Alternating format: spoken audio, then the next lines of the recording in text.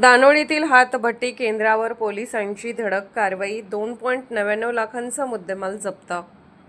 दानोळी गावातील हातभट्टी दारू निर्मिती केंद्रावर जयसिंगपूर व शिरोळ पोलिसांनी संयुक्त कारवाई करत मोठा मुद्देमाल जप्त केलाय.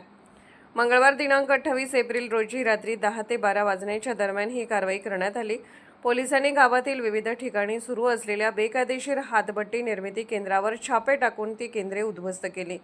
या कारवाईत एकूण 2,99,000 रुपयांचा मुद्देमाल जप्त करण्यात आला असून या प्रकरणी 2 गुन्हे दाखल करण्यात आले आहेत.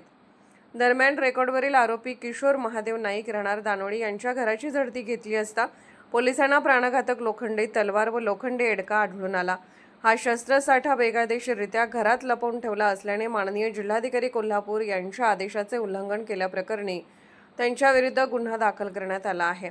याबाबतची फिर्याद जयसिंगपूर पोलीस ठाण्याचे पोलीस निरीक्षक पोलीस नाईक रुपेश अण्णासाहेब कोळी यांनी दिली आहे. पुढील तपास पोलीस निरीक्षक संतोष गोरे यांच्या मार्गदर्शनाखाली पोलीस नाईक कोळी करत आहेत. ही कारवाई पोलीस निरीक्षक संतोष गोरे यांच्या नेतृत्वाखाली पार पडली. यामध्ये PSI प्रवीण माने जयसिंगपूर पोलीस ठाणे, PSI गिरीश शिंदे शिरोळ पोलीस ठाणे तसेच दोन्ही ठाण्यांचा स्टाफ सहभागी होता.